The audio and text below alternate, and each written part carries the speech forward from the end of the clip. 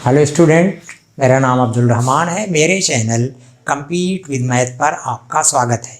कल हमने प्रश्नावली 4.3 द्विघात समीकरण पे ख़त्म किया था। आज हम प्रश्नावली 4.4 का अध्ययन करेंगे।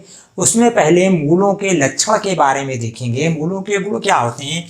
आपने देखा दो मूल प्राप्त होते हैं, x बराबर -b plus under root B square -4ac/2a, और जो दूसरा मूल होता है वो x बराबर -b माइनस के साथ होता है b स्क्वायर -4ac/2a। तो देखिए b स्क्वायर -4ac जब 0 से बड़ा होता है तो इसके दो मूल ये प्राप्त होते हैं। और जब b स्क्वायर -4ac बड़ा है 0 से बड़ा होने का मतलब कोई धन मान इसका प्राप्त होता है। क्यों? धन संख्याएं सब 0 से बड़ी होती हैं। फिर दूसरी स्थिति ये है कि जब b स्क्वायर -4ac बराबर 0 तो आपके जो मूल प्राप्त होते हैं -b/2a प्लस 0 एक मूल मिलता है और दूसरा -b/2a माइनस 0। तो दोनों जो होते हैं 0 जोड़ेंगे तब भी वही हो जाएगा और 0 घटाएंगे तब भी, तो -b/2a प्राप्त होते हैं। यानी दो मूल तब भी मिलते हैं और दोनों मूल वास्तविक होते हैं और बराबर होते हैं। इसमें मूल वास्तविक होते हैं लेकिन भिन्न भिन्न होते हैं। -b में जब ये जोड़ेंगे तो दूसरा मान आएगा, -b में से ये घटाएंगे तो दूसरा मान आएगा। तो पहली स्थिति में जब b स्क्वायर -4ac बड़ा हो 0 से तो दो वास्तविक मूल प्राप्त होते हैं और दोनों के मान देखिए भिन्न भिन्न होते हैं। और जब b स्क्वायर -4ac बराबर 0 तो दो मूल प्राप्त होते हैं -b/2a और दोनों समान होते हैं। और यदि b स्क्वायर -4ac छोटा हो 0 से छोटा होने का मतलब कोई ऋण संख्या इसका मान ऋणात्मक प्राप्त हो तो मूल वास्तविक नहीं होते, मूल अवास्तविक होते हैं। और अवास्तविक मूल आपको इस क्लास में नहीं पढ़ना है। 11वीं क्लास में जब आप जाएंगे जो लड़के मैथ लेंगे वो अवास्तविक मूलों का अध्ययन करेंगे। इस प्रकार ये 3 लक्षण हमें प्राप्त होते हैं हमें, और इसी आधार पर इस b स्क्वायर -4ac को द्विघात समीकरण का विविक्त कर कहते हैं। विविक्त कर कहा जाता है। इंग्लिश में डिस्क्रिमिनेंट कहते हैं, हिंदी में विविक्त कर कहा जाता है। तो इन्हीं पर इसी b स्क्वायर -4ac पर द्विघात समीकरण के मूलों की प्रकृति निर्भर करती है। अब आप इसी को ध्यान में रखकर हम अगली प्रश्नावली 4.4 करते हैं। प्लीज पहला सवाल पढ़ें। निम्न द्विघात समीकरणों के मूलों की प्रकृति ज्ञात कीजिए।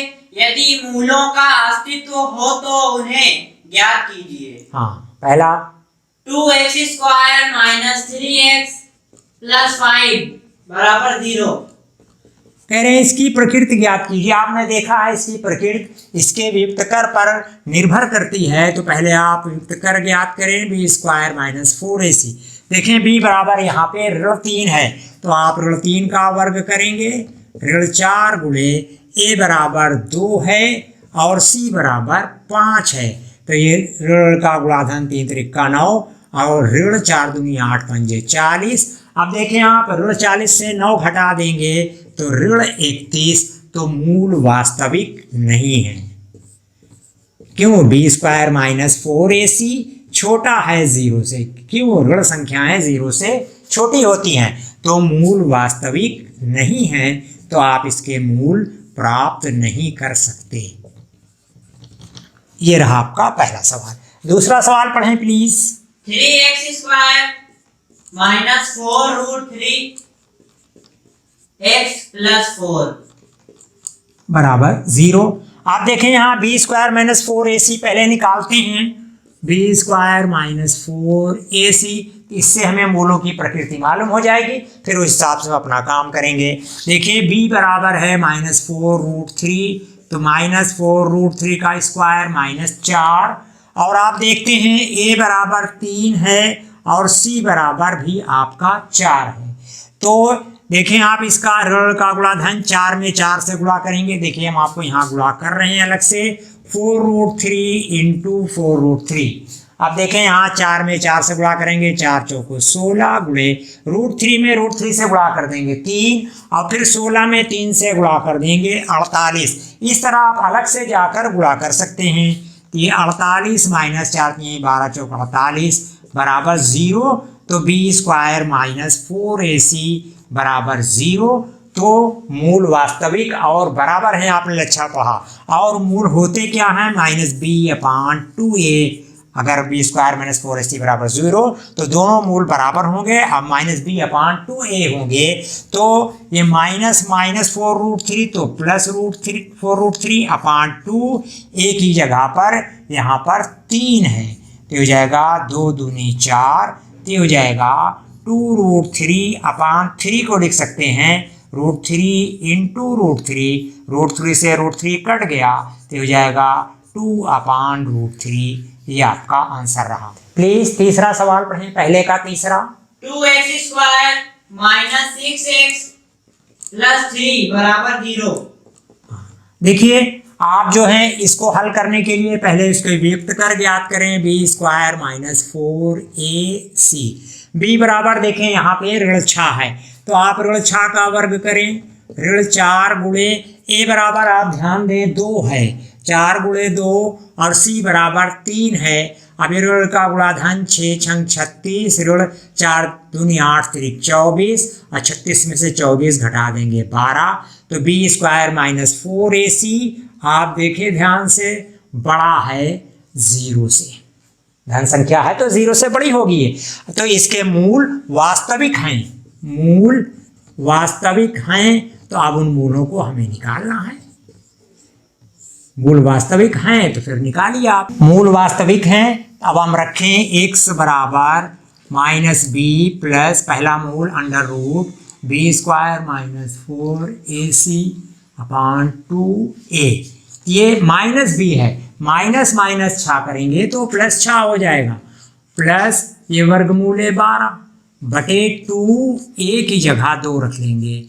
तो आप ये देखें 6 प्लस इसको कर सकते हैं 2√3। देखें 12 को आप लिख सकते हो 2 गुणे 2 4 3 12। अब 2 वर्गमूल हो जाएगा तो 2√3।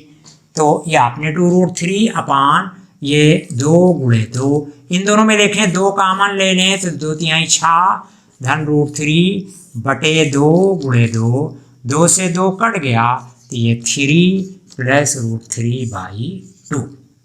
अब दूसरा मूल देखें x बराबर -b minus under root b² minus 4ac/2a होता है, आप जानते हैं इसको। तो ये -b माइनस माइनस 6 करेंगे तो ये प्लस 6 हो जाएगा, माइनस ये भी वर्गमूल 12 बटे 2a 2 गुणे 2, a बराबर देखिए यहाँ पर 2 है। अब इन दोनों में आप 2 कामन ले लें तो 3 माइनस देखिए आपने 2√3 2 कामन होता है तो ये -3 बटे 2 गुणे 2। अब ये 2 से 2 कट गया तो दूसरा मूल हुआ 3 माइनस √3/2। देखिए पहला मूल आपका होता है 3 प्लस √3/2, दूसरा मूल होता है 3 माइनस √3/2। ये आपका आंसर होगा। प्लीज दूसरे का पहला पढ़ें। निम्न प्रत्येक द्विघात समीकरण में k का ऐसा मान ज्ञात कीजिए कि उसके 2 बराबर मूल हों। 2x² प्लस kx प्लस 3 बराबर 0। देखिए मूल बराबर हो, मूल बराबर जब ही होते हैं जब b² माइनस 4ac बराबर 0, तो मूल बराबर होते हैं। आपने लेक्चर पढ़े हैं तो आप निकाल लें। b की जगह आप रख लें k² माइनस 4 इंटू a की जगह 2 रख लें और c की जगह 3 रख लें बराबर 0। ये सारे मान आप इसमें रख लें। अब ये हो जाएगा k² माइनस 4 दूनी 8 तिरिक 24 बराबर 0। अब 24 को आप इधर ले आए तो k² बराबर प्लस 24, तो k बराबर वर्गमूल लेंगे प्लस माइनस वर्गमूल 24। तो आप इसको लिख सकते हैं k बराबर प्लस माइनस 2 वर्गमूल 6। ये k का मान हुआ आपका। हाँ प्लीज दूसरा सवाल पढ़ें, दूसरे का दूसरा। kx into x minus 2 plus 6 बराबर 0। हाँ देखिए, इसमें पहले आप के एक्स से इसमें गुणा कर दें तो हो जाएगा के एक्स स्क्वायर माइनस 2k के 2k एक्स प्लस 6 बराबर 0। अब यहाँ बी स्क्वायर माइनस 4ac निकालें, बी स्क्वायर माइनस 4ac, तो ये आपका हो जाएगा b की जगह माइनस 2k माइनस 2k का होल स्क्वायर माइनस 4 गुणे a की जगह k रखेंगे गुणे c की जगह आप 6 रखोगे बराबर 0। क्यों? मूल उन्होंने कहा है कि बी स्क्वायर माइनस 4ac बराबर 0 उन्होंने कहा है सवाल में। तो ये हो गया आपका 2 दूनी 4 के स्क्वायर माइनस 4 छंग 24 के बराबर 0। इन दोनों में 4 के कॉमन है तो ये के माइनस 24 बराबर 0 के 4 कॉमन लिया, के 4 कॉमन लेंगे तो इसमें 6 बचेगा भाई। अब एक एक खंड ले लें, 4k बराबर 0 तो k बराबर 0/4। देखें 4 सिफरे सिफर k बराबर 0। अब दूसरा ले लें k माइनस 6 बराबर 0 तो k बराबर 6। ये रहा आपको मूल जब बराबर हों तो k का मान इस तरह प्राप्त कर लिया जाता है। बस स्टूडेंट ये 2 सवाल थे, 2 में 5 सवाल थे, पहले में तीसरा दूसरे में दूसरा। अब अगर हम एक अभ्यास पूरा करेंगे तो वीडियो बहुत लंबी हो जाएगी, बाकी बचे हुए सवालों को हम कल हल करेंगे। अब अगर आपको मेरा ये वीडियो पसंद आता है तो प्लीज़ लाइक करें, दोस्तों के पास साथ ज़्यादा से ज़्यादा शेयर करें और चैनल को सब्सक्राइब अवश्य करें, इससे हमें बहुत सपोर्ट मिलता है। Thank you.